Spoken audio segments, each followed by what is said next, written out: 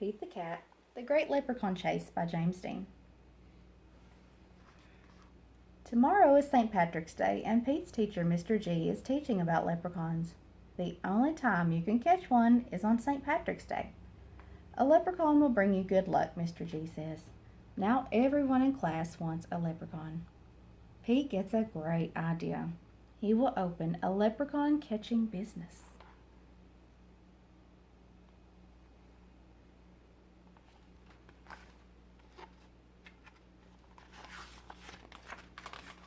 St. Patrick's Day comes and Pete gathers some supplies. He hangs a sign above his stand. This will be easy, Pete thinks. Squirrel is Pete's first customer. I want a leprechaun, Squirrel says. I need good luck for my test. Cool, I'm on it, says Pete.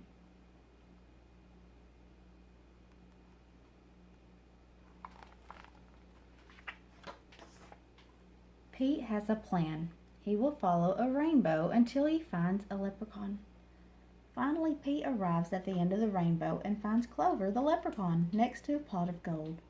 Pete sneaks up behind Clover. Swoosh!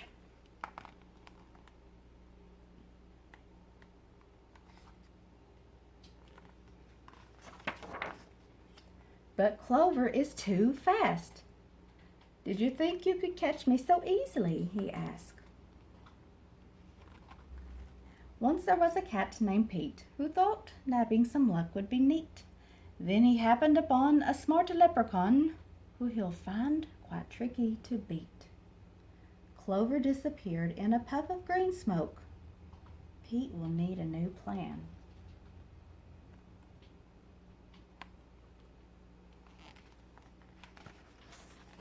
That afternoon, Gus visits Pete's lucky leprechaun catchers. I want a leprechaun, Gus says. I need good luck for my band recital. Pete says, I'll see what I can do. Pete plans to lure Clover out with his music. He plays a jaunty song on his guitar. Before long, Clover dances over to Pete. Just a little closer, Pete thinks. Suddenly, Clover starts spinning around Pete. Round and round, Clover goes faster and faster.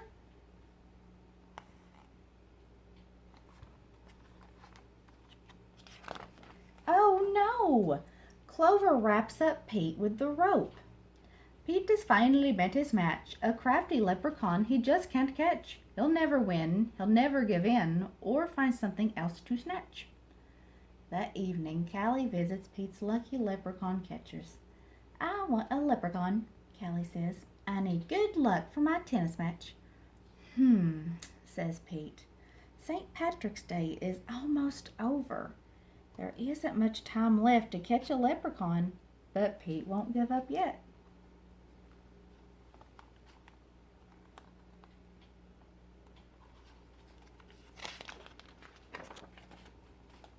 Pete sets a trap for Clover. Before long, Clover tiptoes up to the trap and sniffs the air.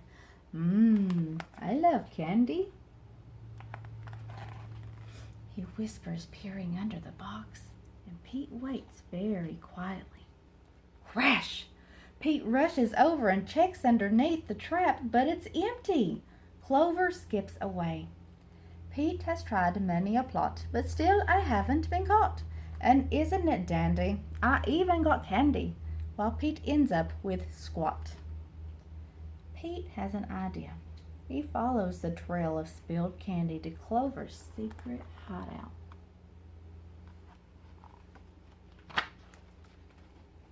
Pete sneaks up behind Clover and swoosh!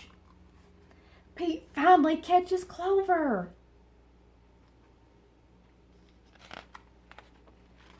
Why do you want me? Clover asks. I'm helping my friends who need some extra luck, Pete says. Luck doesn't come from having a leprechaun, says Clover. You and your friends have each other. That already makes you lucky as can be. Could Clover be right? Pete is one very lucky cat.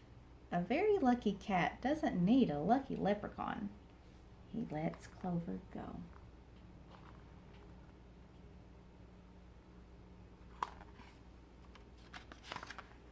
Pete decides he will be the good luck his friends need by helping them out himself. Pete helps Squirrel study for his test. Squirrel aces it. Pete helps Gus rehearse for the recital. He rocks it. Pete helps Callie practice for her match. Callie wins it. Clover magically appears. Good job, Pete, says Clover. I have one more poem for you.